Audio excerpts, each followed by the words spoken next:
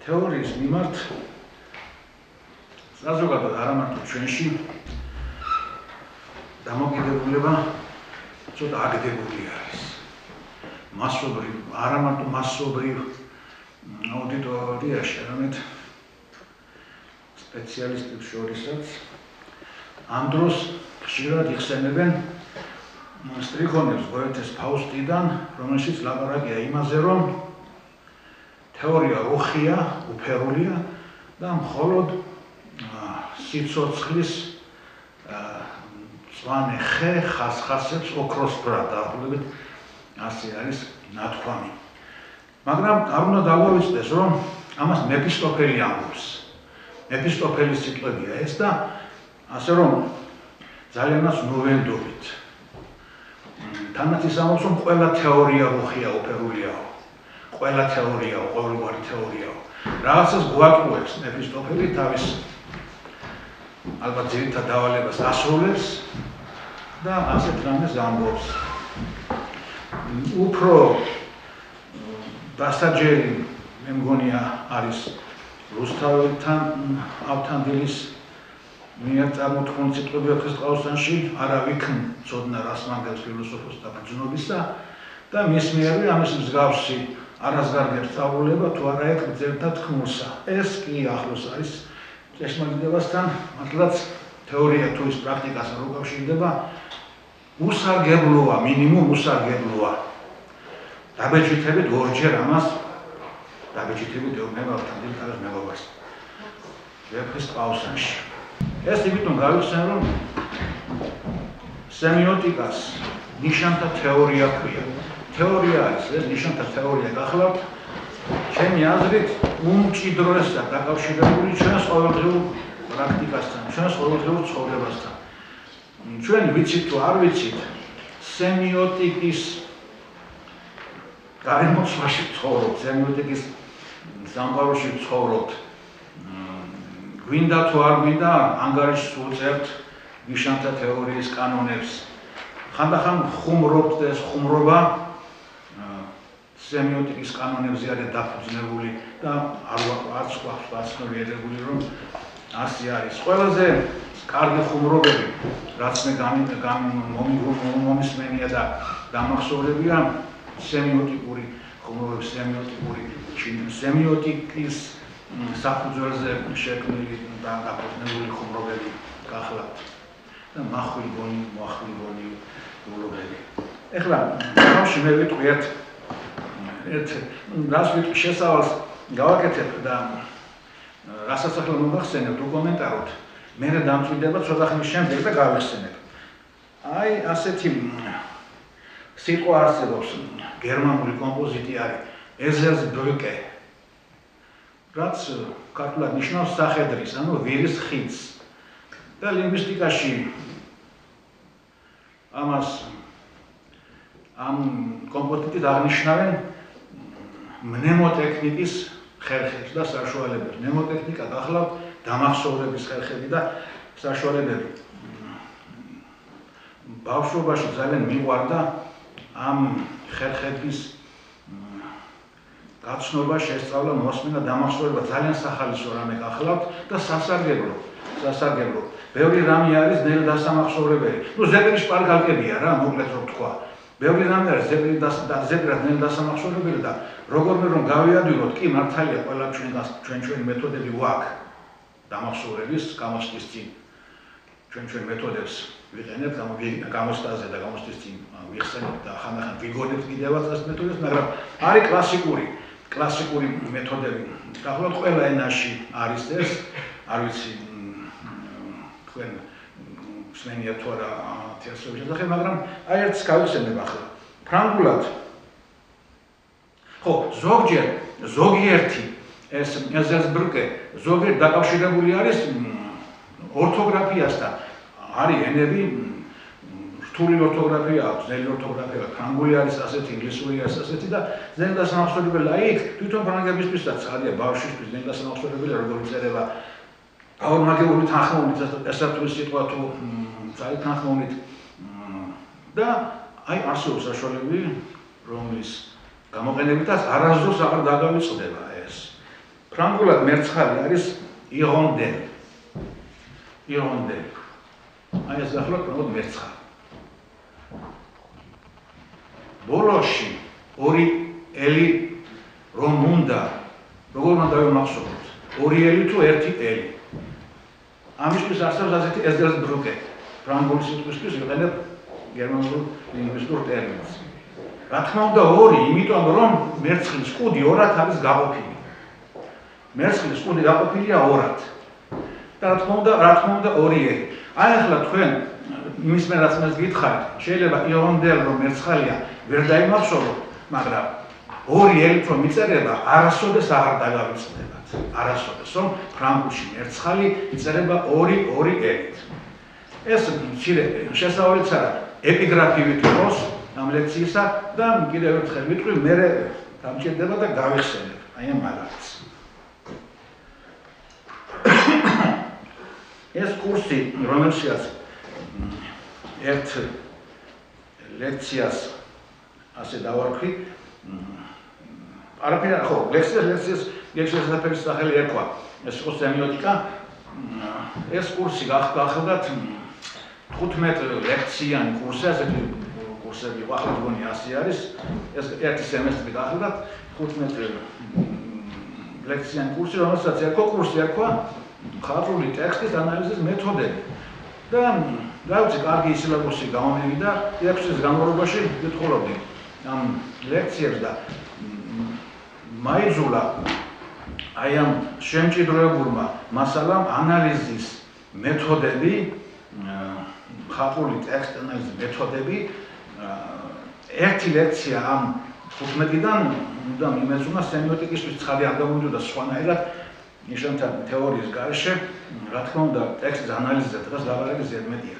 მაგრამ იმასაც ვიტყვი, რომ რაც შეეხება მეთოდებს, რაც გაჩნდა მეცნიერებიდან მოგდებული მე-19 საუკუნის ბოლომდე ერთადერთი მეთოდი იყო კომპარატივისტული მეთოდი, თქო, ისტორიული შედარებით მეთოდს ეძახიან. აი ეს მეთოდი იყო ერთადერთი მეთოდი დასაწყისიდან მე-19 საუკუნემდე, აი ამდენი ხანი. და რაც ამ მეთოდმა ცოდნა დააგროვა, უკვე მე-19 საუკუნის ბოლოს იძლეოდა შესაძლებლობა სხვა მეთოდზე გადასვლისა. კომპარატივისტიკა მოითხოვს შედარებას, ნაცნობთან უცნობის შედარებას მოითხოვს. იმ უცნობის გარეშე თქოს ვერ გავდივართ. მსგავსებას და განსხვავებას გამოვყოფ და წინ მიყვავს როგორღაც აი ის დარგი, რომელსაც იმ წუთში ჩვენ ვსახურებთ. რასაც ჩვენ იმ წუთში მიყვართ. მაგრამ რაც შეეხება მე-19 საუკუნის ბოლოს, უკვე გაჩნდა მეთოდი ყველა მეცნიერებამ, აი ეს მეთოდი, ანუ ის კი არ მინდა თქვა, რომ მოძველდა ან უიმედოდ მოძველდა კომპარატივისტიკა, არა, დღესაც ძალიან საჭირო მეთოდი გახლავთ ეს, მაგრამ ის არსებითად ჩაანაცვლა სტრუქტურალიზმმა, სტრუქტურულმა ანალიზმა, სტრუქტურალისტური ანალიზი მოხდა, არა ჩვენთვის ტექსტის და არა მარტო ტექსტის და სტრუქტურალიზმმა ჩაანაცვლა მეცნიერების ყველა დარგში კომპარატივისტიკა და ძალიან წინ წასწია მეცნიერება. დღეს რომ ჩვენ ასეთი კარგი პირობები გვაქვს შექმნილი ტექნიკური თვალსაზრისით, კომპიუტერი იქნება ეს თუ ვიდეოები იქნება ეს თუ მობილურები და სხვა, ეს სტრუქტურალისტური ხანის, სტრუქტურალისტური მეცნიერების სტრუქტურალისტურ მეთოდზე გადასვლის შედეგი გახლავთ ეს ყველაფერი. მანამდე ცოტა ხანს თითქოს შეფერხდა ტექნიკური დარგების განვითარება, მაგრამ აი ამ მეთოდოლოგიურმა რევოლუციებმა, რაც სტრუქტურალიზმის დამკვიდრებაში გამოიხატა უწინარე სხეულის, ძალიან წინ წასწია სწორედ ეს ტექნიკური დარგები, სემიოტიკამაც მათ შორის.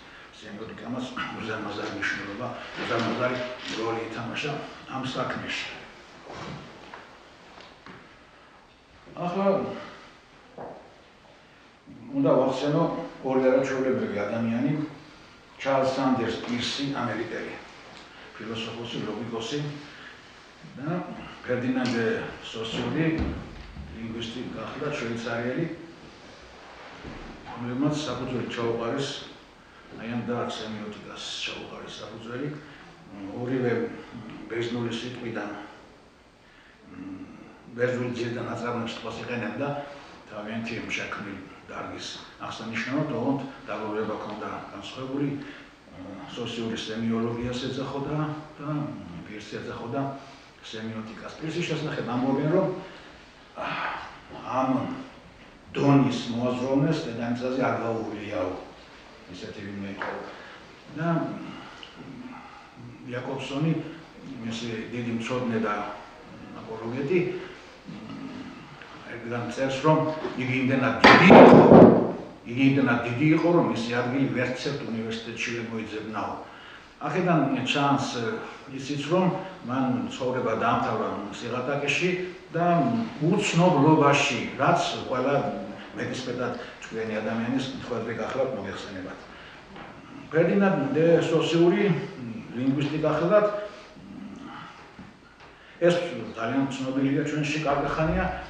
ჩარლზ პირსი იმ დროს ოქსამიან ლექციას ვკითხულობ, თითქმის არავინ არ იცოდა, არაფერი მაშინ ამის შესახებ არ იწერებოდა და მიხდებოდა ორიოდე სიტყვით გახსენება მისი ბიოგრაფიის. მას სხვა დიდი დამსახურებებიც აქვს, მოხსენებათ ლოგიკოსი იყო, მეთქი თქვი ფილოსოფოსი იყო და მაგრამ ჩვენ ახლა გვაინტერესებს მისი სემიოტიკა, და აუცილებლად პირველი შუნა დავინახოთ განსხვავება სოციურისა და ჩარლზ პირსის თვალსაზრისებს შორის და განსხვავება არის ძალიან მნიშვნელოვანი განსხვავება გახლავთ. თუ გვინდა ჩვენ რომ უცბად გავიგოთ შეხედულება სოციურის გავიხსენოთ ერთი მისი გამონათქვამი, რომელიც მე შევარჩიე საგანგებოდ ვარჩევდი გამონათქვამს, რომელიც ხატოვანი ყოფილიყო, რომ უკეთ ამახსოვრდება ადამიანს თუ გამონათქვამი ხატოვანი, ეს ხატოვანი გამონათქვამია. აი ასე ამბობს მეცნიერი, იყენებს ამ შემთხვევაში ხატოვან ფორმულირებას. ვინც ფეხს დაადგამს ენის ტერიტორიაზე, ის მიწიურ და ზეციურ ყოველგვარ ანალოგიას უნდა გამოეთხოვოს. აი ასეთი გამონათქვამი არსებობს ფერდინანდ დე სოსურში. და რას ნიშნავს ეს? ეს ნიშნავს იმას, რომ ახლა ვახსენოთ ორი სიტყვა, აღსანიშნი და აღნიშნული, ასე ჯობია. აღსანიშნი მისთვის, სოციალისტვის იყო მთელი სამყარო და აღნიშნული იყო სიტყვა, ის გახდა ლინგვისტი, ამ სფეროს არ გასცილებია. რაც შეეხება პირს, ლოგიკოსი იყო და ლოგიკა და გრამატიკა სიტყვა ერთმანეთთან მჭიდროდ დაკავშირებული არის. ის ცხადია, გრამატიკოსიც არის, ლოგიკოსი, გრამატიკოსი, ლინგვისტიც არის, სხვანაირად არ შეიძლება. ხო და აი ამ მტკიცების აზრი რა არის? აზრი ის არის, რომ ენაში ის კანონები, რაც ბუნებაში არის, არ მოქმედებს. მიზეშედეგობრიობა არ მოქმედებს ენაში, ეს არის მთავარი აზრი სოციურისა და რაღაცას რომ რაღაცა ჰქვია, ეს შემთხვევითია. შეიძლება არც ერქვას ასე. არც ერქვა შეიძლება ასე, მაგიდას რომ მაგიდა ჰქვია, არაფერი კავშირში არ არის მაგიდასთან ეს. ეს არაფერი კავშირში არ არის მაგიდასთან.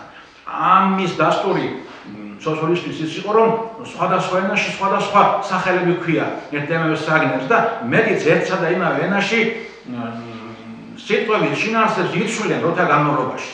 აი ეს ორი არგუმენტი ძალიან ისეთი ჩანს რა შეუვალი ჩანს იმისთვის რომ ეს არის პირობითია ადამიანთა შეთანხმების კონვენციის შედეგია ენა და აქ ის კანონები რაც გარეთ არის ენის გარეთ რაც ბუნებაში ის კანონები არ მოქმედებს ანუ აღსანიშნავი სახაზგასმით ისე დაშინებით ამბობს ამას ისე დაშინებით ამტკიცებს ამას სულ რომ უცბად გაგიჩნდებათ აზრი რაღაცაში ხო არ არის საქმე გულში ხომ არ ფიქრობს რომ ასე არ არის იმდენ ისე გულით უნდა ამის დამტკიცება ახლა ძალიან გასაგები რომ გამხდარიყო აი ეს მისი შეხედულება ამისთვის მოვიფიქრე ასეთი მაგალითი ქართული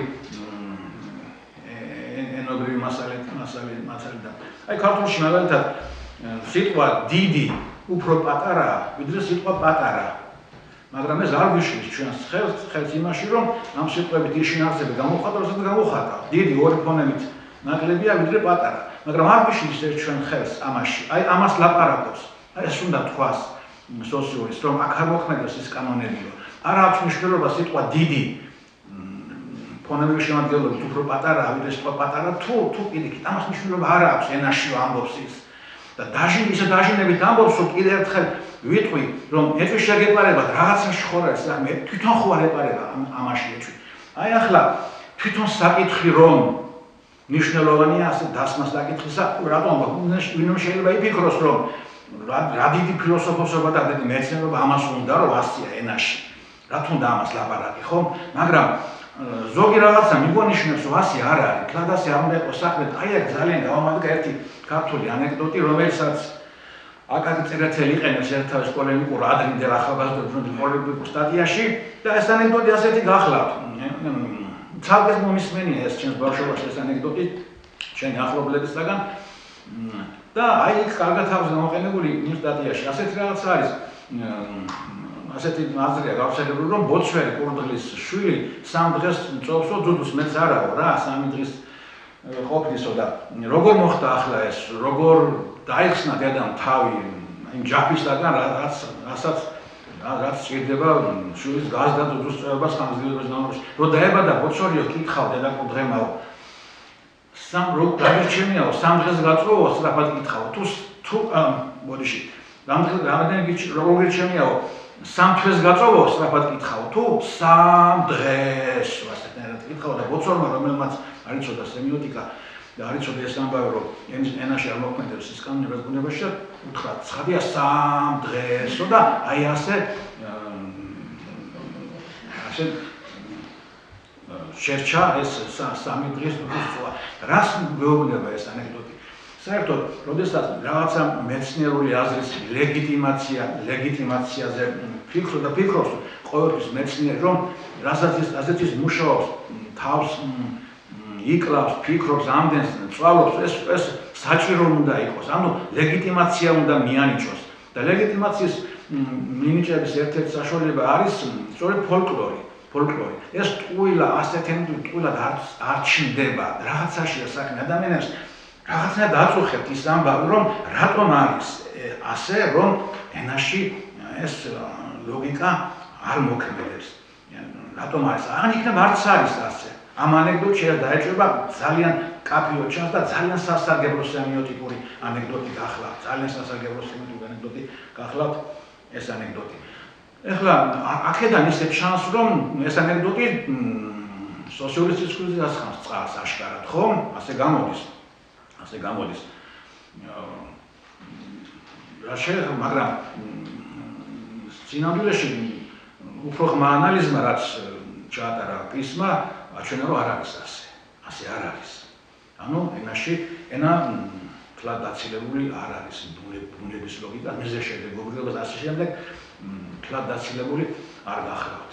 მაგრამ სანამ ამაზე გადავიდოდეთ ხო აქ ვცდილობ რომ ეს ისეთ შეცდომა კი არა რაც სოციალის მოზდის რომ უხეში ეს როგორ მოვიდა მეცნიერს არა საღი აზრისთვის ეს ასეა საღი აზრისთვის ნამდვილად ასეა რომ რასაც სოციალური ამბობს და რასაც ანეკდოტი გვეუბნება ახლა ჩვენ უნდა მოვახერხოთ რა კი ვიცით პირის ანალიზის შედეგი უნდა მოვახერხოთ რომ როგორმე გადავიყვანოთ მსმენელი საღი აზრის საუფლოდან დიალექტიკური აზრის საუფლოში უნდა გადავიყვანოთ და ამაში გვეხმარება სწორედ ჩარლზ სანდერს პირის ანალიზი. ჩარლზ სანდერს პირსმა გამოყო სამი ნიშანი, სამგვარი ნიშანი არისო. სამგვარი არც მეტი და არც ნაკლებიო ის ამბობდა. და იმისთვის რომ დამედგინაო უწერია ერთგან იმისთვის რომ დამედგინაო რა სახის ნიშნები იყო, რა სახის ნიშნები იყო შესაძლებელი 3 წელიწადი გამოდმებული თავის ტკივილები ჰქონდაო. 3 წელი მოუნდა იმის დამტკიცებას, დასაბუთებას, თუნდაც აღმოჩენას, რასაც ახლა ჩვენ ასე იოლად ვიტყვით, რომ არის სამგვარი ნიშანი არის სამგვარი, 3 და 3, აი ასე. 3 ნიშანია, ერთს მან დაარქვა იკონი, მეორეს დაარქვა ინდექსი და მესამეს დაარქვა სიმბოლო. ამის მეტ ნიშანი არ არის ამბობდა ის. 3 წლის თავის ტკივილად დაუშვდა ეს და მაინც აღმოჩნდა სხვა სახის ნიშნების თუ ეს თქვენ დაგაინტერესებთ ბოლოს თუ დაგჩვენებთ და თუ გამახსენებთ მე გეტყვით იმ დანარჩენ ნიშანს რომელიც შემდეგ შეამჩნიეს მაგრამ ეს არ უშლის ხელს მის თეორიას არაფერს არ მატებს პირიქით კი არა თუნდაც მასვე შეანიშნა ის დამატებითი ნიშანიც მაინც მათ იგნორირებას მოახდენ და უღურებელ ყოფდა მათ აუცილებლად რომ ამ თეორიას ეს არ ჭირდება. ეს არ ჭირდება. ერთი ეს იყო უზარმაზარი აღმოჩენა მისი, ჩვენ რა ახლა ასე ალბათ ოპერირებთ ამ ცნებებით. იკონი, მოდი ახლა ვთქვათ რაც არის რა, იკონი არის ნახატი. ნებისმიერი ნახატი დაწყებული ნატურალისტური ნახატიდან, რეალისტური ნახატიდან, კუბისტური ნახატიდან, შარჟი, ყველაფერი სქემა, ესეც დიაგრამა, ესეც ნახატი. ასაც თვალით შევხედავთ და მივხვდებით, რას აღნიშნავს ეს. რას აღნიშნავს? ან ადამიანს ვიცნობთ, ან შენობას ვიცნობთ, ან პეიზაჟს ვიცნობთ და ეს მისი ნახატია. მეტ-ნაკლები ზუსტით იხატება, მოიხსენებათ ეს გააჩნია ეპოქას, მანერას, სტილს და ასე შემდეგ. დიაგრამას როგორც თქვი, ბოლოში და სქემას, ესეც იკონებში გადის, პიქტოგრამებიც იკონაში გადის, საგზაო ნიშნები რომ არის ძოლებისთვის და ფეხით მოსწავლეებისთვის, ესეც იკონაში გადის. და მეორე ნიშანი, მეორე ინდექსი უწოდა მან, ინდექსი ეს არ გახლავთ აღსანიშნი, მაგრამ აღსანიშს გულისხმობს.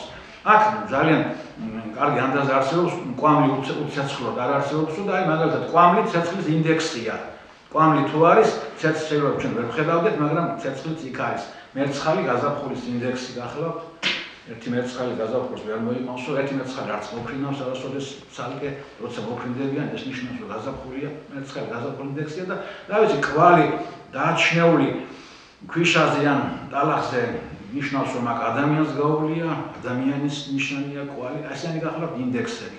ინდექსის ნიშანია და ასევე პირველად დაკავშირებული თავის აღსანიშს გულისხმობს, აღსანიშს ცვლის, მოადგილეობს, მას მოადგილებს და მესამე ეს გახლავთ უკვე სიმბოლო, აი ის ნიშანი, რომელსაც იპყრობდა სოციურიც, ენობრივი სიმბოლო, რომელიც დათქმული ნიშანია, პირობითი ნიშანი, ასე მოხდა სოციურიც, ჯერჯერობით ყველაფერი ემთხვევა და არ არის არც ინდექსია, არ აქვს უშუალო კავშირი იმას, რომ მაგიდას, მაგიდა არ აქვს კავშირი იმასთან, რომ აი ახლა რასაც ჩვენ ვუზივართ, მაინც და მაინც ამას უნდა ერქვას, არავის ეს სვაინებში ასე არის, ზეგანას თქვით და ადრეს სხვა რამე ერქვა, სუფრა ერქვა და მაგიდა სხვადასხვა შემოსული სიტყვა და რა ვიცი ასე შემდეგ. აი ეს სიმბოლო. გავიმეორებ, იკონი, ინდექსი, სიმბოლო. ეს ერთი და მეორე დიდი აღმოჩენა, იმაზე დიდი. რაც ახლა ვთქვით, მეორე აღმოჩენა პირსისა, ეს გახლავთ რომ ეს ნიშნები არასოდეს არ არსებობენ ერთმანეთისგან დამოუკიდებლად. ყველა ნიშანში სამგვარივე ნიშნის ნიშნები, ტაუტოლოგია და გამოვივიდეს სხვა გზარი, შეინიშნება, აი მესამედას დაკვირდა და იგივე ფუძე, ოღონდ ერთი დომინირებს. იმდენად დომინირებს, რომ სხვა შეიძლება ვერ შევნიშნოთ. აი ეს არის უცნაური ძალიან. ეს გახლავთ ძალიან უცნაური და როგორ ამტკიცებდა ამას. ძალიან უცნაური აზრისთვის არათუ უცნაური მიუღებელ რაღაცას იტყვის ახლა პირსი. ის ამბობს, რომ არათუ ხო, ესე იგი, თვით მორფოლოგიაშიც კი სიმბოლოს შეიძლება ჰქონდეს იკონის ნიშანი. მორფოლოგიაშიც კი შეიძლება ჰქონდეს იკონის ნიშანი. და რაც შეეხება სინტაქსს, ის სინტაქსი დაუოკებლად მიისწრაფის იკონურობისკენ. ანუ მასში ჩადებულია სწრაფო სინტაქსში ძალიან ბუნებრივად დევს სწრაფო იკონურობისკენ. მოდი ჯერ მორფოლოგიას მივხედოთ, სადაც უფრო საოცარი ჩანს ეს ამბები. აი ასეთი მაგალითები აქვს ხედულობაში. მრავლობითი რიცხვის ფორმები მეტ ფონემებში შეიცავენ ეს მხოლობითი რიცხვის ფორმები, როგორც სახელებში, ასევე ზნებშიაც. სახლები, მრავლობითი ასე იმრავლა ფონემებმა, აშენებენ, იმრავლა აქაც ფონემებმა. ხო? და ბოდიში ხო ეს ზნაზე გადავედი, სულ ერთი ამ შემთხვევაში ორივე მრავლობითია. აი ეს ამბავი და თქვათ ვისაც გახსოვთ თქვათ ზეცართავის ხარისხები როგორი წარმოება ზეცართავის ხარისხებს სამი ხარისხი აქვს ერთი არის პოზიტივი ანუ საწყისი მეორე არის კომპარატივი შედარებითი ხარისხი და მესამე სუპერლატივი ანუ აღმატებითი ხარისხი პოზიტივი თუ არის მაგალითად დადებითი ხარისხი ანუ საწყის ხარისხი თქვათ შნელი თუ არის ჩქარა უფრო ჩქარა არის შნელი ვემატა გერები და უფრო ჩქარა ამას ნიშნავს და ამ შნელს აქ თავშეს მოემატა ბოლოშეს მოემატა ძალიან ბევრი დაემატა იმ პოზიტივს ანუ რაც უფრო ხარისხი მაპულობს გერების შემადგენლობას და ეს სხვა რაფერი არის თუ არა იკონურობისკენ სწრაფოა იკონურობისკენ სწრაფო გახლავთ ეს რაც შეეხება სხვა მაგალითებიც არის რაც შეეხება მორფოლოგიას ხოლო სინტაქსს ასეთი ფრაზა აქვს პირს რომ ჩვენ წინადადების აზრს ვერ გავიგებდით მას რამე კავშირი რო არ ქონდეს სინამდვილეს რო არ ასახავდეს როგორღაც სინამდვილეს ვერ გავიგებდით რაზეა ლაპარაკიო ამის ნათელსაყოფა უკვე რომან იაკობსონს მოყავს დანამდვილებით არ ვიცი ეს მაგალითი ვისაც აქვს თუ არა მაგრამ რომან იაკობსონისგან ვიცი ეს ამბავი ცნობილი ფრაზა მივედი ვნახე დავამარცხე იულიუს კეისრის ფრაზა გახლავთ სამი ზნა არის ეს ზნა იკონურად ასახავს დროით თანმიმდევრობას კეისრის მოქმედებებისას დროშ თანმიმდევრობას ასახავს ესე იგი ეს სურათია დიაგრამა არის მისი ქმედებებისა რა თანმიმდევრობით ხდებოდა ეს ქმედებები ანუ წმინდა ენობრივმა ნიშნებმა სიმბოლოებმა შეიძინეს აქვთ წმინდა ნიშნებს აქვთ იკონის ნიშნები ამის გარეშე მეორე ეს დებულებას ჩვენ ვერ გავიგებდით წინადადებიდან არც ვერ გამოვიტანდით ახლა ასეთი მაგალითი ნახოთ ესეც რომან იაკობსონისაგან ვიცით აი თქვათ ასეთი ფრაზა პრეზიდენტმა და სახელმწიფო მდივანმა მადლობა გადაუხადეს დამცველ საზოგადოებას თქვა. აქ თავში პრეზიდენტის დასმა და შემდეგ სახელმწიფო მდივანისა ლოგიკური არის. ეს ასახავს ამ თანამდებობის პირთა იერარქიულ მდგომარეობას იერარქიულ თანამდებობრივ სისტემაში. გაცილებით არალოგიკურია და არც არავინ ასე არ იტყვის, რომ სახელმწიფო მდივანმა და პრეზიდენტმა მადლობა გადაუხადეს დამცველ საზოგადოებას. ასე თქმა არ შეიძლება. შეცდომაში შეუყვანს ეს ვინც კარგად არ იცის ამის ვითარება, ჩართვისო სახელმწიფო მდივანი თანამდებობით უფრო მაღლად დგას, ვიდრე პრეზიდენტი. ეს სინტაქსი ამისკენ არის მიდრეკილი. ყველა სინტაქსი, ყველა ფრაზა, რომელსაც აქვს სინტაქსი და სწორად ფრაზა იშვიათია, უსინტაქსო ფრაზაც არსებობს, ერთციკლიანი ფრაზებიც არსებობს, ყველა ფრაზა აი ასეთნაირად გახლავთ აგებული. ეს ძალიან მნიშვნელოვანი რამ არის, რაც ახლა ვთქვი, ჩემს უშუალო პროფესიას, ჩემს ხელობას არანაირად არ ეხებოდა, ჩემს უშუალო ხელობას ახლა ლიტერატურა, ხატრული ტექსტი და რა ვქნა ახლა როგორ გადავიყვანო ეს ყველაფერი რა სარგებელი შეიძლება ნახოს აქედან ესთეტიკა რა სარგებელი შეიძლება ნახოს აქედან ამ საერთოდ შეიძლება ნახოს აქედან ესთეტიკა თუ არა მაშინ ეს ჩემი საქმე არ ყოფილა და ყველა მოვცდენი ვარ ამის შეტყობას და ამის გაგებას აი აქ ახლა ასეთ ფრაზას ვიტყვი ხატრულ ტექსტში ინფორმაცია მარტო სიტყვებით კი არ გადაეცემა არამედ სიტყვათა ორგანიზებითაც ის კი არა ყველაზე სამოყვარი ინფორმაციას სიტყვათა ორგანიზებით გადაეცემა სამოყვარი ნაწილი ასე ვთქვა მნიშვნელოვანი ნაწილი მოდი ასე ჯობია რომ ვთქვა უფრო სადად მნიშვნელოვანი ნაწილი ინფორმაციისა სიტყვათა შემადგენლობით გადაეცემა რითმა რომ არის და რითმა რომ არ არის ეს არაფერს არ ნიშნავს ცალკე აღებული ასე თავისთავად რა რითმული ტექსტი და გაურთმევი ტექსტი სულ ერთია ეგივეა აი ამ თვალსაზრისით ან რატომ არის ასე ან რითმები უამრავი არსებობს და ზოგი ბოლოშია ზოგი თავში ზოგი საერთოდ მიოფანტულია ტექსტში რას ნიშნავს ეს აი ამაზეა ლაპარაკი და აქაც უცბად გასაგები რომ გამხდარიყო 2 საათი პრაქტიკაში უნდა ჩავდეულიყავი. ლექცია ასეთი იყო, ძალიან დამეხმარა კიდე ერთი ანეკდოტი. ეს გახლავთ ანეკდოტი, რომელიც მიეწერება გამონათქვამი, რომელიც მიეწერება კომპოზიტორ შარლ გუნოს მიეწერება და ეცოდინება თქვენი ზარაცნობრივი გამონათქვამია, ძალიან ეფექტური გამონათქვამი არის. როდესაც ხო ახალგაზრდობაში ვიძახოდიო მე გუნო, შარლ გუნო ფრანგ გამოსდე. როცა ახალგაზრდობისას გავხსნიო, მე ვამბობდიო მე და მოცარტი. გავიდა კიდე ხანიო და მე ვამბობდიო მოცარტი და მე. ახლა ვამბობ მოცარტი. აი ამისი ანალიზი ამ ანეკდოტის. ახლა აი ამითი ეს არის გადასასვლელი საფეხური ესთეტიკაზე საუბრისთვის გამოსადეგი საფეხური გახლავდა. მანამდე კიდევ ის მინდა გითხრათ რომ წერა რომ თქვით ჩვენ კომპარატივისტიკა მე-19 საუკუნის ბოლოს დაახლოებით შეცვალა სტრუქტურულმა ანალიზმა მეცნიერების ყველა დარგში გადასვლა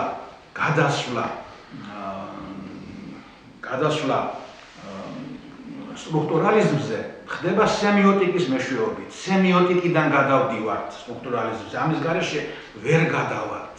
ვერანაირად ვერ მოხდება ეს ამბავი. ანუ გადასასვლელი საფეხური მეთოდიდან, რომელსაც ქვია კომპარატივისტიკა, მეთოდზე, რომელსაც ქვია სტრუქტურალიზმი, გახლავთ სემიოტიკა. არსებითად ამას დაეფუძნა სტრუქტურალისტური ანალიზი. ეხლა წავიკითხავ იმის გამო, რომ ზუსტად მინდა თქვა ანალიზი იმისა, რაც ახლა გამოვიყენე, ანეკდოტი, რომელიც ახლა გამოვიყენე, გუნოს ამის ანალიზი წავიკითხავ. დაშკარაა, რომ ამ გამონათქვამის ესთეტიკური ეფექტი დიდწილად ენობრივი ნიშნის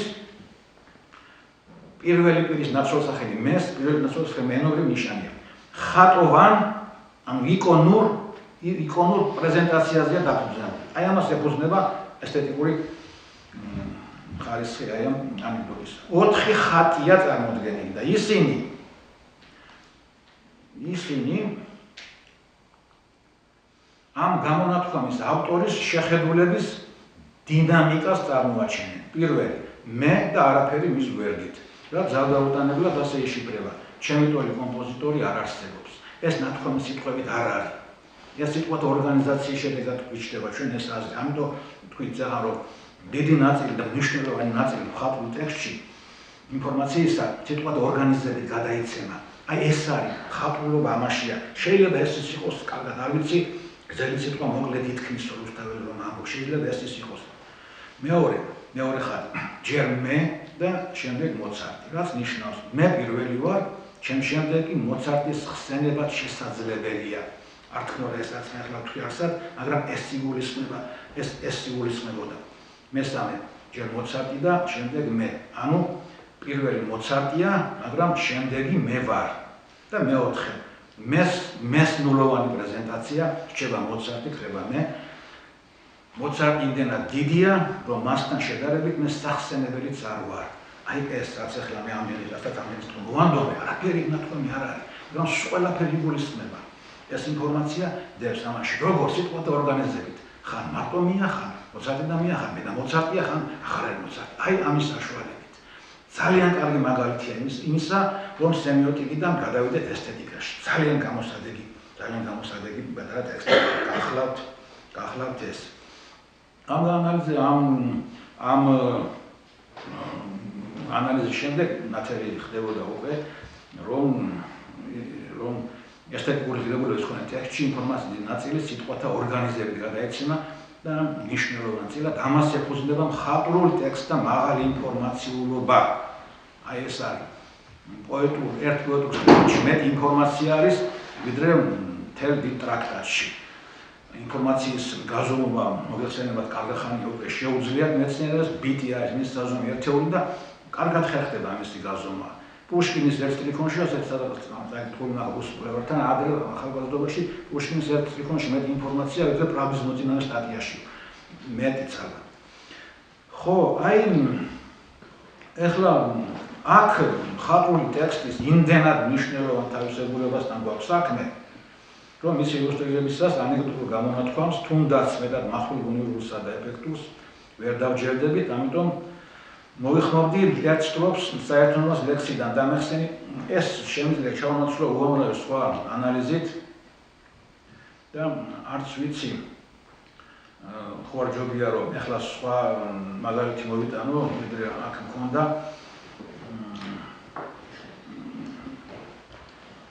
აი ალბათ შეგიძლიათ ასეთი რაღაცა ჩვეულებრივ ჩვენ ვიცით რომ რითმა სიტყვის სტროფონის ბოლოშია და არის ხან ჯვარედინია ხან პარალელურ რითმა არის სხვადასხვა სხვადასხვა სისტემა არსებობს საერთოდ პოეტი და აი ასე დილეგანტურად მივუდგებით რა მოხდა მე ხან ჯვარედინია ხან ისია ხან სონეტია ლექსი ხან ტრიოლეტია რა მოხდა მე არა ყოველთვის დაკავშირებული ეს შინაარსთან ყოველთვის გვინდა თუ არა ჩვენ გვინდა თუ არა ასე არის როდის ხშირად მე იცის რითმა ადგეს აღარ არის ბოლოშია მიმოფანტულია ტექსტში რაღაცა უცნაურად და მიმოფანტული არის ასეთი ლექსები არსებობს და თუ ვინმე იფიქრებს რომ ეს იმიტომ მოუვიდა პოეტს რომ არის ოსტატობა და კარგად ვერ ჩამომწყლივა სიგონების ბოლოში ძალიან შეცდება რომ თუ ასე ვინმე იფიქრებს აი პაოლო იაშვილის რომელიც არაჩვეულებრივ ოსტატი იყო რითმისა და ვინა რომელი ქართველი პოეტი აღარ იყო რითმის ოსტატი აქვს ასეთი ლექსი ევროპა ქვია და უცბად იწყებს რაღაც საოცარ აი ეხლა რო ვთქვი მოფანტვას ამ რითმებისას და რაშია საქმე სხვა დროს მას ასეთნაირად არ ემართება სხვა ლექსებში ასეთნაირად არა ევროპა ასე იწყება 1915 იანვარში პორტმა რომელსაც გლაზგო ჰქვია დიდ ნიავარში მე გამისტუმრა ევროპიდან ინგლისის გემზე კაბადოკია ეს იყო მაშინ როცა სცენაში ყრიდნენ პარიზის მოქალაქენი გერმანელ ტყვეებს ვიგონებ დღეებს როცა ვერდენს მოადგა შანთი როცა დასცალეს ტროკადერო და რუს მოსტაცეს ლაურა დედიანტი გახდა პარიზი რუსი ცოცხლო და უსიმღერო ლუქსემბურგში იდგა ვერლენი ცრევლიანი და თობის ხურგში პოეტები ღამის ქალები მოშორდნენ დარკუს და კაფე ლილას და მოთხოვნების სცენის კიდევ ქვეშ მარსელიოზი ხდებოდნენ დილას ერთი ნაწილი ლექსის აქ თავდება ის მიმოფანტული მაგრამ მაინც ზუსტ რითმებს რომ ეძახი იდენტური რითმებს აი იმას ბოლო იდენტური რითმა იყო დილას დილა კაფეს სახელი როგორც ჩანს ჭყალებშია და დილას მე ამის შემდეგ მოდის ორი რითმა რომელიც უკვე აღარ არის ზუსტ რითმა აღარ არის რითმაც ზოგი რითმათაც არ ჩათვლის ამას თითქოს რითმის ექო არის რითმის ექო ანუ მინავდა ეს მიმოფანტული ხო რა ლექსი წარმოადგენს რაღაცა ქრონიკა არის ეს არის დოკუმენტური ლექსი გახლავთ დოკუმენტური ლირიკაც ვერ უწოდებ კაცი ასეთ უცნაური ლექსი რა პირველი მსოფლიო ომი იწყება საშინელება მე-20 საუკუნის მოდერნის ერთ-ერთი უდიდესი საშინელება პირველი მსოფლიო და მეორე უნდა იყოს უარესი ჯერ კიდე არის კაცობრიობა და ასპოლიონში არ იცის ჯერ ეს ამბავი ჯერ და ატომური ბომბი უნდა ჩამოვარდეს და დაუსვას წერტილი მოდერნის იაპონიაში ეს არავინ არ იცის ჯერ საშინელი ხანა და მოდერნი ეს ხანა 50 წელიწადი თითქმის მე-20 ნახე უსაშინლეს ხანა არის უსაშინლესი და შესაბამისი ხელოვნებაც იყო შესაბამის ხელოვნება, ავანგარდისტული ხელოვნება ადეკვატურად ასახავდა ამ საშინელებას, რაც მაშინ ხდებოდა და ყველა გრძნობდა ამას.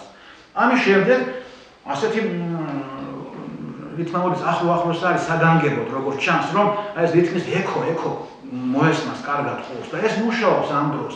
ბავშვობაში წავიკითხე ეს ლექსი და დღემდე მახსოვს ზეპირად არ ვიცოდი რატო, ახლა რო აკვირდები, ხვდები რატომაც, იმიტომ რომ ბარემ ახლა ვთქვათ, იმიტომ რომ ამას ისიც იტყვის ყველაზე ეფექტური ის ნიშანია, რომელშიც თანაბრად არის შერწყმული იკონურობაც, ინდექსურობაც და სიმბოლურობაც. და აი ეს ქართულად ეს ჩვენი ტერმინოლოგიით ნიშნავს ყველაზე მაღალ ესთეტიკურია, ყველაზე მაღალ ესთეტიკური ნიშანი მაშინ არის, როცა სამივე თითქმის თანაბრად არის შერწყმული, აი აქ და შერწყმულია ცხადი, იმიტომ რომ რამდაფანტა ეს რითმები, იმან რაზეც ლექსში ლაპარაკი, რითმებიც თითქოს რითმებიც ხო თითქოს აფეთქდა რაღაცა და მანამდე გავიხსენოთ, მოდი ასეთი სტროფი, რომელიც ასევე შთამბეჭდავია ისე რომ თავისი იკონურობის გამო. აბაშელი გახლავთ, ეს აბაშელი აკრიტიკებს თავის თანამედროვე პოეტებს, რომლებიც რაღაცა საგაზეთო ინფორმაციებს გალექსავდნენ ხოლმე და ამით გადიოდნენ იოლაზე. ასეთი რამე აქვს მას ლექსში. დგას რითმა ყალყზე აკრიტიკებს თავის კოლეგებს. დგას რითმა ყალყზე ხან კულტივე წამოჩოხილი, ყოველი სიტყვა ცალკე გარბის დამხარ ჯოგით. ასეთი სიტყვები და მართლაც ასია სიტყვები კალხანტური. ანუ შეგნებულად მან იკონური გახადა ეს თავისი ტექსტი და მეც მგონია ძალიან შთამბეჭდავია. სხვა არც ერთი ადგილი იმის არ მახსოვს და ბავშვობაში დაკითხული ეს დღემდე მახსოვს. აი ამის გამო იკონურობის გამო როგორც თქვენ დაგავიწყდებათ არასოდეს რომ მერცხალი ფრანგულში 2 ელიტი წერება ბოლოში არ დაგავიწყდებათ არასოდეს. აი ამის გავშენებ, იმიტომ რომ რატომ? იმიტომ რომ ახლა დამჭირდა მე ეს ხო კარგი არ გამახსენდა და რა გავაკეთეთ აქ ჩვენ? რა გავაკეთეთ? იკონად გადავაქციეთ. ენობრივი სიმბოლო იკონის ნიშნები მივანიჭეთ. ნახატის ნიშნები მივანიჭეთ. ამიტომ გახდა ასე ადვილად დასამახსოვრა და დაუვიწყარი გახდა აი ამის გამო. აი ამის გამაშია საქმე და აქაც ეს მდგომარეობა არის. აქაც ამას აკეთებს პავლეაშვილი. ხო, შემდეგ მოდის ასეთი რითმა არის ორი სასაფლაოზე და ქაოს, აი ამას ვეძახი რითმის ექოს, განმეორე ტერმინოლოგიით არაზუსტი და ძალიან მოდური დღეისათვის რითმა ერთი ეს და მეორე ქშენას და გადაშენებას. ასეთი რითმა აქვს იმ იდენტური და ზუსტი რითმების შემდეგ გარდამავალი ნაწილი მოდის ტექსტისა. აი ეს სასაფლაოზე ქაოს ქშენას გადაშენებას და იწყება სრულიად ურითმო ნაწილი ლექსის. ანუ ერთი ლექსი, რა თქმა უნდა, ეს არის ვერლიბრი, თავისუფალი ლექსი, იწყება რითმიანი ნაწილი, მორთული ნაწილი რითმიანი, ოღონდ ეს რითმები მიუფანტული ტექსტში არასისტემურად. შემდეგ გარდამავალი ეტაპი აი ეს თითქოს რითმის ექო და მიინავლა ეს რითმები და იწყება მე ურითმო ნაწილი, რომელიც აი ასეთნაირად ვიგონებ მართლა ჟუანტელი ლამანშის სრუტეს იქ ჩალაგებულ ატლანტიკის ანთებულ გემებს შოტლანდიაში ნახე თეთრი ძროხების ჯობი და გავიღიმებით ნახევარ გაგიჟებულმა გამოვეთხოვე ევროპის წარღვნას პარიზში დამჭერდი საფლავი ლეგიონის ორდენის წევრი აღმოსავლეთში განხმული გმირი და ქუთაისში გადამტანი რევოლუციის მკვდარი მარნასთან პერლაშის დასვენებული ბუჩუტა აბაშიძე. ასეთი ლექსი გახლავთ. ძალიან შთამბეჭდავი რაღაცა პატარა ლექსი არის, მაგრამ პანორამა იხატება გრანდიოზული პანორამა. სწორედ ამ რითმათა უჩვეულო გამოყენებით. თითქოს უსაზღვროდ გავცელდა ეს ლექსი სივრცე გაფართოვდა და მოიცვა მთელი საშინელება, მთელი მსოფლიო ომის საშინელება მოიცვა თითქოს. აი ასეთი შედეგები შეიძლება მივახციოთ მაშინ, როდესაც უკვე ხელოვანი სიმბოლოს ენობრივ ნიშანს ანიჭებს იკონის და ინდექსის მნიშვნელობას. ახლა რაც შეეხება ინდექსს, სამივე რო ჩანდეს ესეთი მაგალითი, კარგი მაგალითია ამისოდაც ხანდახან ხდება ასე რა, ასე ხდება. ახლა ეს შემოქმედი არასდროს არ გეტყვი, თქვენ რატო ერთში, არასდროს კი არა, როგორც წესი არ გვეტყვის, რატო ერთში ესა თუ ის ფორმა. არ გვეუბნებ რაღაც, ეს ანალიტიკოსმა უნდა გამოიცნოს, ეს არის ჩვენი ვალი. ანალიტიკოსმა კითხვა უნდა გამოიცნოს, მაგრამ ზოგჯერ მათ წამოწდება და რაღაცის გამო ამბობენ ამას. რატო აერჩიეს ეს თუ ის ფორმა და ეს ძვირფასი მასალა გახლავთ ანალიტიკოსისთვის, ასეთი ხან წამოწდენები ეს ხან საგანგებოდ ამბობს ამას, რაღაცაში სჭირდება, რაღაცისთვის სჭირდება და ეს ძვირფასი მასალა ადგილებია და ყოველთვის დასაფიქრებელია ასეთი რამ ხელიდან არ უნდა გაუშვათ. და აი ამგვარი ისტორია მინდა ერთი მოგითხროთ. გრიგოლ რობაქიძე ძალიან აკრიტიკებდა ქართულ რითმას. და ამბობდა რომ რა არის ესო ჩვენში რითმის კულტურა არ არისო. დაიკითხავ და დიდი პოეტებიც კი რუსთაველის გარდა ყველას ემართება ესო მახვილს ვერ ეყენებენ, სწორად ლექსებში ვერ ეყენებენ მახვილს და კოჭი რითმები გამოვოდით. და სამაგალითოდ მოყავდა პავლეაშვილის რითმები მის მეგობრისა და ელენდარიანის ციკლიდან არის ეს რითმები, სადაც გარეთმული რითმებთან ზანგის, პერანგის და მეორე წვილს ასეთივე არის.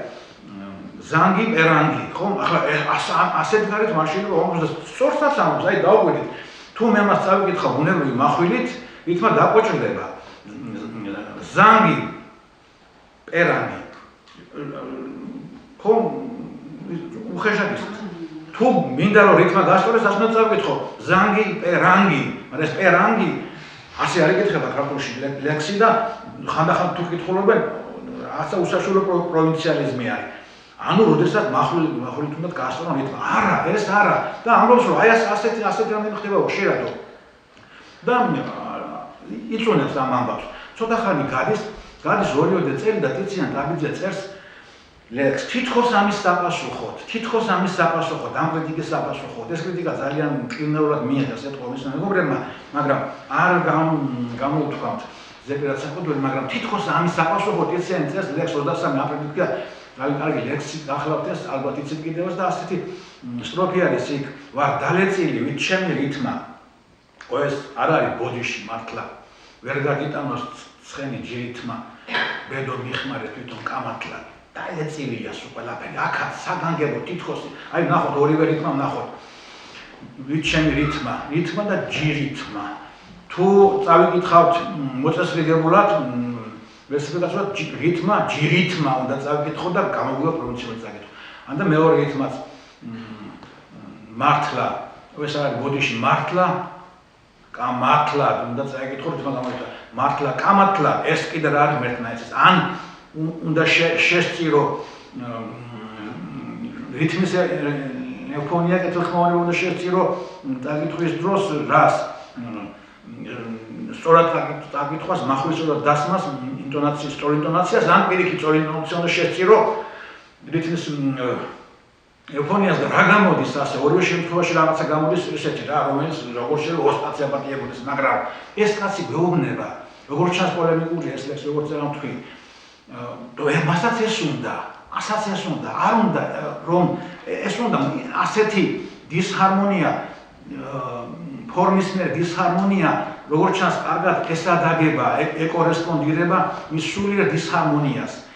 ვარ დალეწილი ვით ჩემი რითმა, ეს არ არის ბოდიში მართლა, ვერ გაგიტანოს ცხენი ჯირითმა, ბედო მიხმარე თვითონ კამათლა.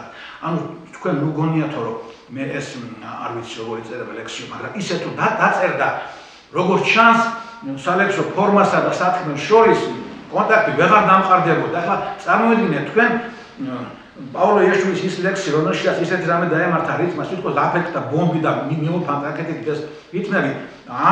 მეორე ლექსია თქვათ პაულოს, რომელიც მაჟორია, შინაარსობრივადაც დაწერე, დახატე, რითაც ცხოვრება ივსება მიერ დამშეულ ქაღალდებს საშვილიშვილო თვისება, აღსარმეს გადარჩიმა ხალხი გააგულისა, ეძებეთ საწმეს გადარში არც შეყოლოს. ახლა ეს ასე თუ დაწერდი შენ ამაზე ეს ლექსი, ახლა არის შეიძლება არც დაეწონებინა, მაგრამ არ არის ეს დიდი ტილო აღარ არის იწერება ყველანაირი ლექსი აქედან ზოგიერთი არის ძალიან დასამახსოვრებელი, ზოგიერთი არის ძალიან მნიშვნელოვანი, ზოგი არა. თუ ჩაუყრიდებით ყველგან ნახავთ ამის მიზეზებს, ამ ყველგან მოინახება ამის მიზეზებს. ერთი მაგალითი კიდევ, აი სამშობლოც ამბობენ, პოეტები პირდაპირ ამბობენ, რატო ირჩევენ ამა თუ იმ ფორმას. გრიშაშვილის, რომელიც რითმის დიდი ოსტატი გახლდათ, ორივენაირი რითმისაც ტრადიციული ზუსტი ან იდენტური რითმისაც და ახლებური რითმისაც არაიდენტური ან არაზუსტი რითმისაც ძალიან ეს ცნობილია, მისი ოსტატობა რითმისაც ცნობილია. უცბად წერს ასეთ ლექსს. აი ესეთ ლექსია, ასე ეწება. წერთა დაღმართზე შეხვდი ანაზდად. ნეფჩილებში აქ ალბათ მოვა რითმა განაზდა, მაგრამ რითმებში ვერ შეკვრა გრძნობას და თეთრი ლექსით სულს გესაუბრო. ყაზბეგის თემის ჯეირანი ხარ მოხებისაგან განზე გამხდარი, ტანი გაქვს როგორ ზამბახის ღერო, შემა ბებერმა ძვლებმაც კი იგზნო ქიშტმირის კაბის გაშიარება. მე სიყვარული ორჯერ მინახავს, ვინათ ყვეგი არ მეორდება, გზნობათა ეშმამ შეითამაშა ზამბცა ჟამთა სვლელობი დაკუსულ გულში. რა ვქნათ რომ სახე დამინაუჭდა, ისე ვემტლევა ლექსები ტურქებს, რომ იქონია პოეტის ნდობა, შენი სინორ ჩემ სულს შევისუნთქო, სიცარიელის ამოსავსებად, წერთა თარიღოს მიაღარავთვლი, სოსოს ასაკი გაუნახებდა. თეთრი ლექსი არის, ურითმო თეთრი ლექსი არის და თავში გაგვაფრთხილა. გითხრა, რატო აიღო ხელი მისთვის საყვარელ რითმასზე. რითმაში ვერ შევკრა გზნობას. ამით მან აღიარა რომ რაღაცა მოხდა ამასობაში, მე-20 საუკუნეში რაღაცა მოხდა. იწერებოდა ამდენი ლექსი თითქმის და ბოლოს რაღაცა მოხდა უკვე ბოჭავს უშუალობით შთაბეჭდილების შექმნას ვეღარ ახერხებს. დაგროვდა ბევრი. ეს თუ ბევრი არ დაგროვდა, რაოდენობრიობა, თვისებრიობაში ისე ვერ გადავა. საუკუნეები უნდა იწერებოდეს რაღაცა და მე გაჩნდება ის იმისთვის, ასაც ეს ძალიან კარგად გამოიყენებოდა მანამდე. თუ გავადევნებ თვალს ესთეტიკური აზრი გერმანების ისტორიას თუ გამოდიხსეთ თქვა თუ გავანებთ პარადოქსულ რაღაცას შენიშნა. ის რაც ერთდროს ნაკლი იყო, გებადრო და ღირსება ხდება. ღირსება თუ არა, თვისება მაინც ჯერ და მე რო ღირსებას. ეს არის ნებისმიერ კომპონენტში, ხატრულობის ნებისმიერ კომპონენტში ხდება ეს ამბავი. რუსთაველთან რითმა გასაღები და გასაღება წარმოუდგენელი არ ითვლებოდა ეს რითმა ნორმან. შეეძლებოდა ეს რითმა მე-20 საუკუნეში ან სირბილი და სირბილე. დღეს ეს რითმები ორივე არის არჩეული მოდული რითმა არის და კარგი რითმა არის და მიყვარს ყველას. იმ დროს ეს რითმა არ ითვლებოდა. არ შეეძლებოდა რა მოხდა რა მოხდა. მოხდა ის რომ რასაც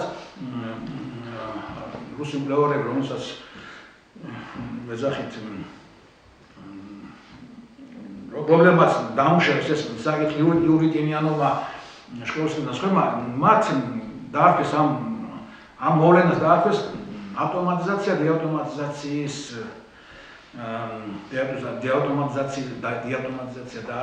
დაარქვეს რაც ხშირად იხმარება ავტომატიზმამდე დადის ვეღარ გამოხატავს საქმეს და ხდება დეავტომატიზაცია შინაგანი ხატრული ჟანრების, ხატრული ხერხების, ხატრულობის, საერთო ხატრული ტექსტების განვითარების შინაგანი მიზეზი ეს არის. გარდაგანი მიზეზებიც არსებობს, არანაკლებ მნიშვნელოვანი, ახლა იმაზე არ ვიტყვევს, შინაგანი ეს არის. ეს არის, რომ ცვდება, როცა მაიაკოვსკი ამბობს, რომ ასეთ რაღაცაგად ლექსში ჯერ არ ნახული მხოლოდ 5 რითმა თუ დარჩა და ესეც სადღაც ვენესუელასო, ეს ცხადია გულისხმობდა ზუსტ რითმებს გულისხმობდა. ზუსტ რითმებს გულისხმობდა, იდენტურ რითმებს გულისხმობდა. ასეც მთელი კლასიკური პოეზია არის აგებული. და თვითონაც მიუძღვის წვლილი შემდეგ ამ რეფორმაში ამ რითმისა, მაგრამ ამის მერე გაჩნდა, რომ ნახეთ, რომ ამდენჯერ უნდა გარითმო ბარი და მხარი და ამდენჯერ გარითმო სული და სიყვარული. ნუ ახლა შეიძლება ასე კიდე უკეთესებიც, რა ვიცი. და მერე გაჩნდა შინაგანი მოთხოვნილების შედეგად არა მარტო შინაგანი მოთხოვნილების შედეგად ხატრულობის ტექსტის შინაგანი მოთხოვნილების შედეგად გაჩნდა აი ეს დეავტომატიზაცია რასაც ანუ გაჩნდა მისი საწინააღმდეგო მოვლენა ჩნდება ანუ იდენტურობა თუ იყო ახლა არა იდენტურობა ასევე ყველაფერი ეს დაკავშირებული ნიშანთა თეორიასთან მხოლოდ ნიშანთა თეორიასთან დაკავშირებული ასევე თქვა ანჟან ბემანი რომელიც ნაკლად ითვლებოდა რომ წაიკითხავთ ძველ პოეტიკებს თქვა ბოლოს პოეტიკასთან და მამუკა ბარათაშვილის პოეტიკას ჭაშკის იქ აუცილებლად ნახავთ რომ მოთხოვნას რომ აზრი დამთავრდეს სტრიქონში არ გადავიდეს აზრი მეორე სტრიქონში ეს იყო დიდი ნაკლი სიცხვილი იყო სიცხვილი ხდებოდა ასეთ რამეები მაგრამ ნაკლია რუსთაველთანაც არის მაგრამ ეს იმ დროს ღირსებად არ ითვლებოდა ეს ნუ ხანახ რუსთაველს ვერგან სტროფიდან სტროფში გადააქვს აზრი ავთავრდება 4 სტრიქონში და ძიმია და მერე გადადის მეორეში მაგრამ 1007 სტროფში ორი შემთხვევა დია ხო არის მაგრამ დადგა დრო და ეს ღირსებად იქცა რა იქნებოდა მითხარით რა იქნებოდა ბარათაშვილი ანჟან ბემანის გარეშე არა მე ვიცი რომ მაინც კარგი რაღაც იქნებოდა მაგრამ ხო ბევრი დააკლდებოდა ანდა გალაქტიონი რომელიც აი ეს სტრიქონი მარტო ჯვარსებს თუ გინდა საშველი და ამხელა პაუზა იმის გამო რომ მოიწყვეტ ლექს არ არის ხევით არ ჩამოშული ეს იყო სამარცხვინო ნაკლი კლასიცისტურ ესთეტიკაში და მანამდე მთლიანად რა თქმა უნდა აი ასე ხდება რას ნაკლი იყო ღირსებად ჩემს ახალგაზრდობაში თუ გინდოდა გეტყინა გული წერლისთვის უნდა გეთქვა რომ ეკლექტიკური შენაწარმოებია და ეს იყო რაღაცა საშინელი ბრისხანი კრიტიკა და დღეს ეკლექტიკურობა უკვე თვისება კი არა ღირსება აი ეს ჩემ თვალწინ რაც მოხდა იმას გეუბნებით ასეთნაირად ხო ახლა თქვა შეიძლება მიიღოს კაცმა აი სად არის აქ ნატკი ცენტრის ლექსში მაგალითად კი ბატონო რადაერად არის აქ სამივე ამ რითმად ამ სახეობაში როგორ არის წარმოდგენილი სამივე ნიშანი იკონურობას და ისიც როგორ არის წარმოდგენილი როგორ და აი ასე სიმბოლო სიტყვები როა ამაზე ხო თანხდებით ესენ სიტყვებია ხო რითმა ჯირითმა სიტყვებია ანუ ენობრივი სიმბოლოები ხომ არის ნამდვილად არის ინდექსი რომ არის რითმა რომ ლექსის ინდექსად ძალიან იოლად გამოდგება ესეც ხომ ფაქტია რითმა ლექსის თუნდაც ნიშანია და რითმა ლექსიც არის ხო თუ ხედავ რომ დააფარო ტექსტს აქეთ არ ვიცი რა წერია და მარტო ისინი დამანახო აი მარტო ბოლოში და მე მივხვდები ლექსი იქნება რითი მივხვდები რითი მივხვდები თუ რითიანი ლექსია სვანად ვერ ანუ ინდექსის ნიშნები რომ აქვს რითმას რა თქმა უნდა აქვს და აბა მაშინ იკონურობა სადღარ ანუ მიმეტურობა მოდი ასე ვთქვა ეს სიტყვა ცოტა ადრე მეხსენებინა კარგი იყო მიმეტურობა ანუ ასახვა რაღაცის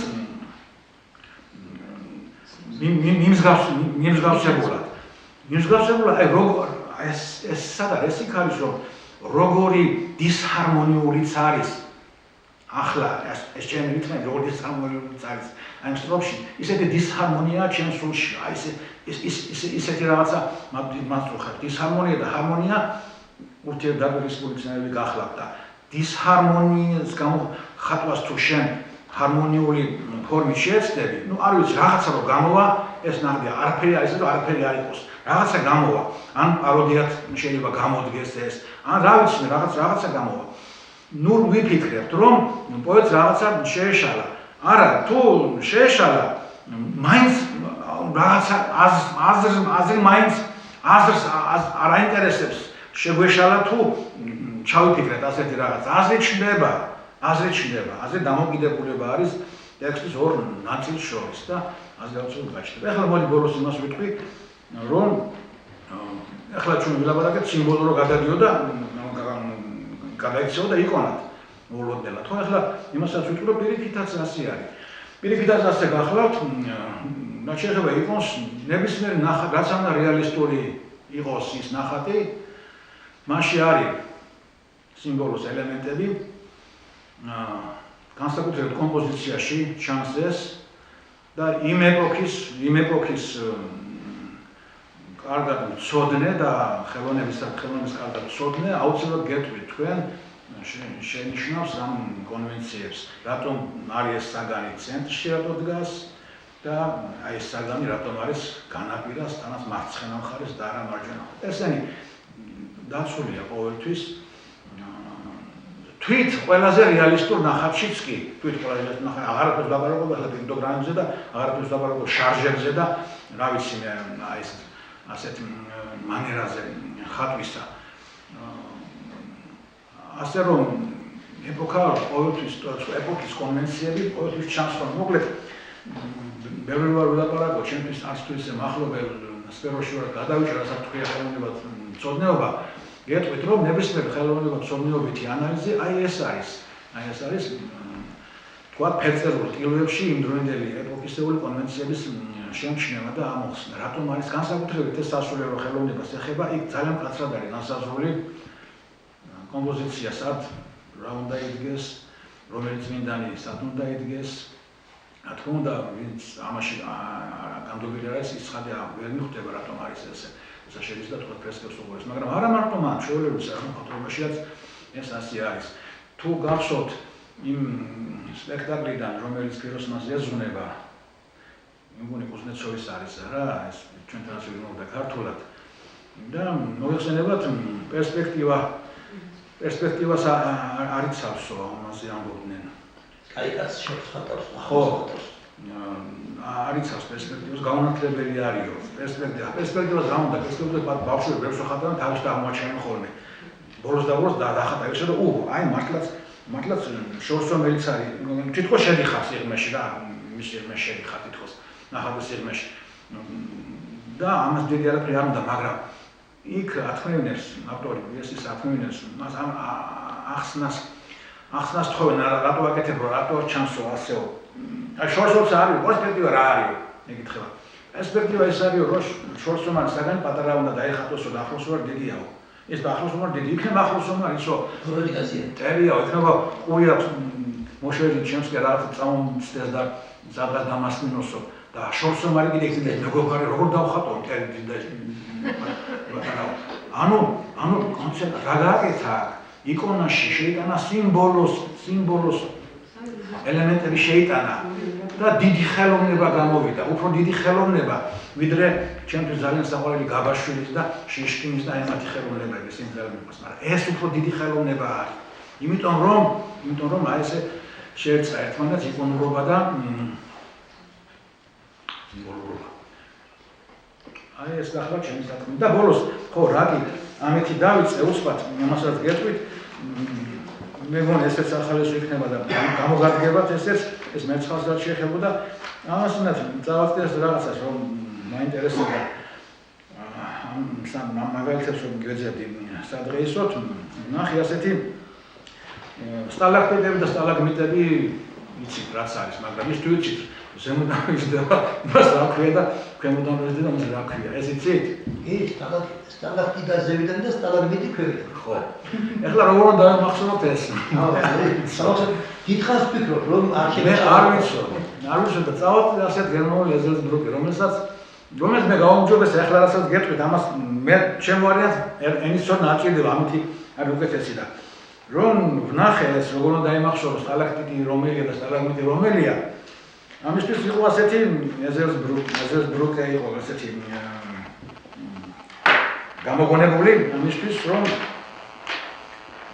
მაგწერია რომ ტიტენ მიტენ შტაიდე ტიტენ არის ძუძუებია კიდია და ბინსკირა იზრდება აქ ტიტენ ხო ეს რო დაეწერათ ჯერ სტალაქტიტის სტალაგმიტს ასე ეწერა ნახეთ აი ეს შუა თუ სამი ტოა შუათანა თუ ეწერა დიდი ასოთი იმის გამო რომ ამაზია ახლა აქცენტი და ეს მოც ეწერა დიდი ასოთი და ამაზია აგებული რა აი თქვა ძუძუები კიდია ისინი რა ქვია ბინსკირა იზრდება და ამით დაიმახსოვრე მაგრამ ამას გერმანული ცოდნა ჭირდება რა თუნდა როგორც კი შევხედე შეიძლება ეს იყოს სემიოტიკაში გაწაფულობის შედეგი შევხედე არაფერი საჭირო არა როგორც კი შეხედავ აი ამას სტალაქტიტი დიდი ტ იკონურად გამოხატავს სტალაქტიტ ზემოთ ეს ჭერი თქვათ გამოქვაბულის და აი ეს მეტი არ უნდა არაფერი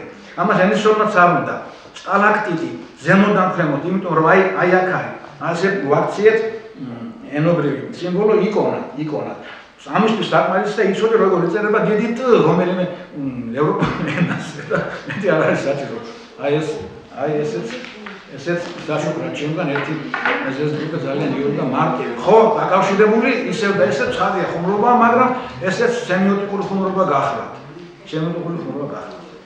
აი ეს იყო ჩემი სათქმელი